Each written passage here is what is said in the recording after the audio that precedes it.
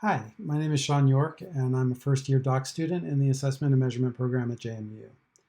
My project is about using elements of interactive fiction to teach and assess ethical reasoning. Now, our deep connection with story makes it a logical vehicle for teaching and assessing ethical reasoning, and indeed, JMU uses several story-based approaches with the 8 Key Questions ethical reasoning framework. Ethical reasoning in action at JMU is a critical thinking framework that encourages consideration of 8 key questions, shown here, when preparing to take important actions or decisions. There's a multiple choice identification assessment, an essay writing assessment, and a facilitated group discussion as part of first-year orientation. In this project, I'm proposing a scenario-based assessment that incorporates elements of interactive fiction, sort of a choose-your-own ethical reasoning adventure, but with some important differences. For example, look at the choices on this page. They relate to the external action narrative of a story. Now, if this were part of our ethical reasoning assessment, we would want to know what considerations went into either trying to escape or riding the whale, so we could learn something about the reader's reasoning process. This adventure is a standalone psychometric instrument with both learning and assessment characteristics. It simulates a realistic scenario, produces assessment data based on learner choices, and can be administered at scale, as we are not currently planning to include human-scored items. I'll share some main topics from my workshops with ethical reasoning in action, describe the scenario development process we devised, and share some hopes and challenges and next steps on the project. The ethical reasoning in action team was kind enough to meet with me for many hours. We had lots of wonderful discussions. Most of them around an example scenario called Energizing Virginia, which was originally written by Dr. Brian Leventhal of the Center for Assessment and Research Studies at JMU. Our meetings include 3 formal brainstorming sessions and a culminating story crafting workshop. Here are some of the key workshop topics that are driving design and development of the project. Choices presented in the story should not be framed as being right or wrong, but rather as being part of a thoughtful and deliberative reasoning process. So this is an interesting challenge for an e-learning style application. We're approaching it using a response pattern mindset rather than a right-wrong item mindset, and I'll talk a little bit more about how we think that might work. Influencing future reasoning behavior is particularly difficult and perhaps even more difficult to measure. We're approaching this challenge by attempting to create a realistic experience and a safe place to practice ethical reasoning using recognizable scripts. For example, should I stay in and study or go out with my friends and be sociable, weighing questions of responsibility and character? We'll build on those templates in our scene and item design. Now, another challenging and interesting question is whether it's possible for us to detect a habit of leaning more or less on particular key questions, and if so, whether we can influence those habits. We're approaching this challenge in the story using basic scoring and adaptive strategy, and we may be able to apply some more sophisticated techniques in the data analysis phase. One desirable outcome would be for students to shift from narrower to broader reasoning patterns over the course of the activity. And if we were able to observe such movements, that would be a great outcome for the project. There are 3 main pieces to the scenario development process, including mapping a written scenario to a dramatic framework, developing scenes that put key questions in tension with each other based on story events, and designing fine-grained items to capture response patterns over the course of the story. So what do we talk about when we say dramatic structure? For dramatic structure, we're using a classic Hollywood 3-act screenplay paradigm. I will step through a little illustration that describes the basics of the paradigm and also give some examples of how we mapped our Energizing Virginia scenario to that structure. Act 1 is the setup, where we meet the main character and we learn about their context, their roles, and their relationships. In our story, you are the main character, just like in Choose Your Own Adventure. You manage energy projects for the Commonwealth, and you have relationships with co-workers and citizens. Plot point 1 comes at the end of the first act. It spins the story in a new direction, changing our character's life forever. In our story, the state budget is slashed, and only one project can go forward out of the 5 that were planned. Months of planning are thrown out, and you have to move twice as fast with half the money. This is going to raise some interesting ethical questions. Plot point 1 propels our character into Act 2, the confrontation. A series of obstacles challenge our character's ability to fulfill their dramatic need. In this story, your dramatic need is to achieve Virginia's energy goals while reasoning and behaving ethically. You'll use the 8 key questions to guide you. The new team wants to take you out to dinner. Should you go or should you stay in and finish the vendor analysis that's due tomorrow? The government plans to use eminent domain to purchase homes, and it's lowered the price it will pay. How can you balance project needs with homeowner liberties and fairness? A major donor is involved in shady dealings. Should you jeopardize project funding by revealing what you know? You miss a procurement deadline, and it costs the state a lot of money. Do you fix it on your own, or do you ask for help?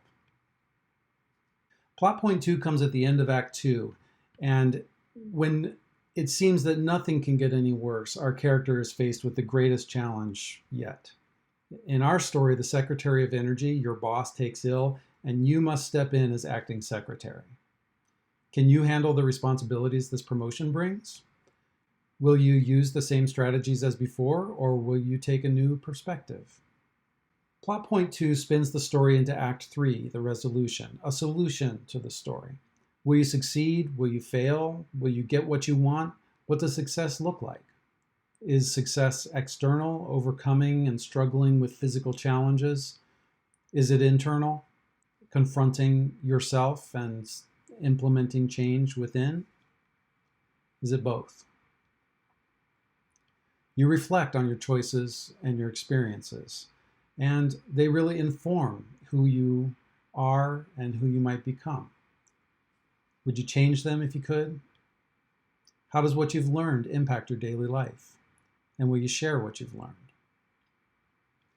So, having developed a basic story arc and mapped it to a dramatic structure, we have thought about story events that are both internal and external. We're acting, we're interacting, we're considering, and we want this story to be focused on consideration of the 8 key questions. And so, how do we go about blending those concepts into scenes? So let's take a look at how we sketch a scene with some story cards and decompose a scene into items, choices, and story paths. Let's take an example that is your first week at work. Near the beginning of the story, we do some easier choices, some lower stakes choices. We want to explore tensions between character and outcomes in your interactions with coworkers. And it may be that we will also encounter a consideration of authority, perhaps in your relationship with your boss.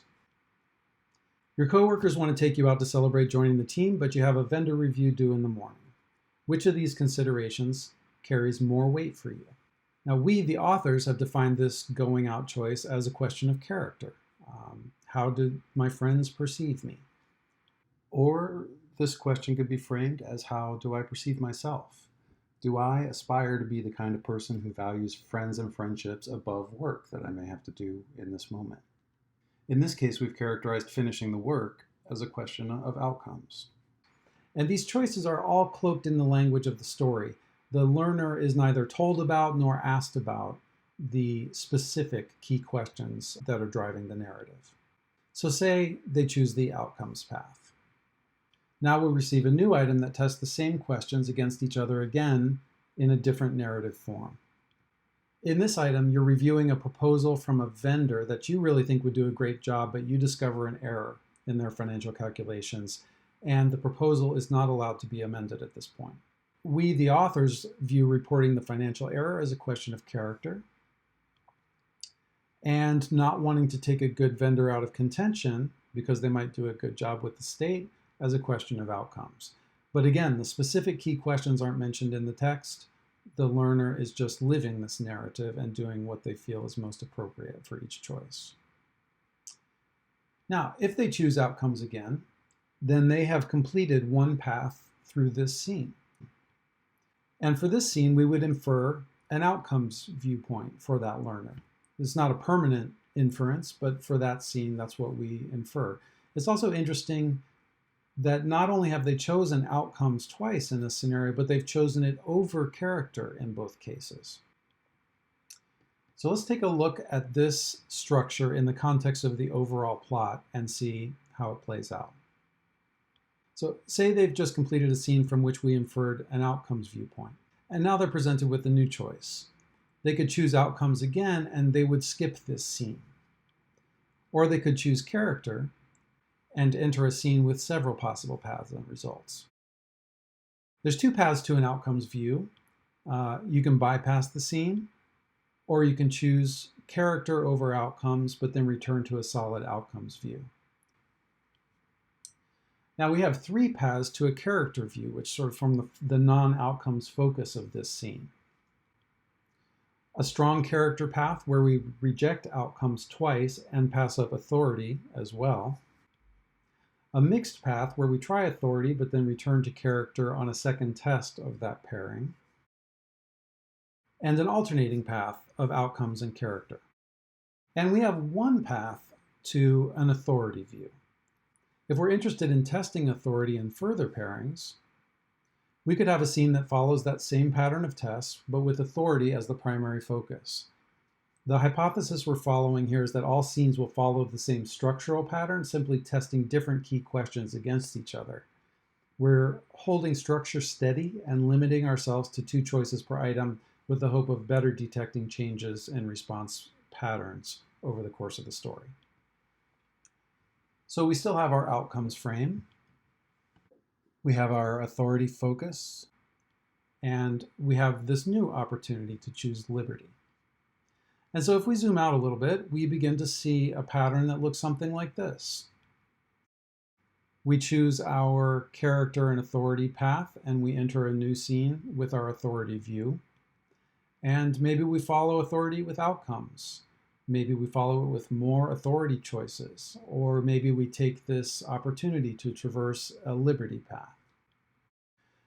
We could send a learner to the same scene regardless of the most recent view inference. In this example, we drew a character inference and brought them into that same second scene that holds authority as the focus.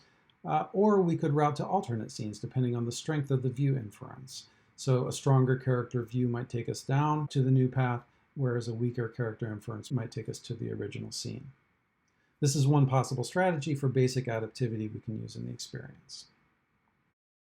So just a few more words about the instructional design and assessment strategies at play. In the setup, we're providing 8 key question resources and easy or coached or low-stake choices. And those choices serve as a pretest to produce some baseline data. In Act 2, we want the learner to live the story and make the choices they feel are most appropriate without worrying about which key questions they're choosing or not choosing. We can use adaptivity to raise counter perspectives if there's a strong leaning towards a given key question. For example, we could present a strong empathy scene to a consistent outcomes reasoner to see if we can broaden their approach. In the third act, the post-test takes the form of a reflection exercise, where we ask the learner to identify which key questions were at play in past scenes and choices, and ask if they would change their choices now. By synthesizing these assessment and learning approaches, I think we can provide a rich learning experience for students while adding to the array of assessments and interventions for ethical reasoning and action at JMU. Now, I'll be the first to say that this project is more of a question than an answer. Like our main character, I enjoy a challenge and an adventure, and I'll be very happy if I'm able to contribute through any combination of successes or failures. If the project has value, then for students, I think they have an opportunity to get an experience of this deliberative approach in an extended dramatic context. A simulated experience, but an experience that hopefully could be meaningful, memorable, even motivational. They get resources and feedback, and they can always try again to test different paths. Now, it remains to be seen, but I'm hopeful that this approach can reveal new kinds of insights and suggest new possible interventions for ethical reasoning and action. And if the approach proves useful, discipline-specific versions could be embedded in JMU courses, and the model could be used to help share the 8 key questions with other universities and organizations. I'm excited to continue this project. My immediate next steps are to obtain IRB approval, write a lot more items, and build the instrument. I love to deliver this on assessment day or perhaps through other venues. And then comes the exciting adventure of learning to analyze and interpret all of these kinds of data. I've had some early discussions about the possibility of using IR tree, and I believe there are a number of other methods that might produce interesting results. So thank you so much for watching, and I look forward to sharing further progress with you as it occurs.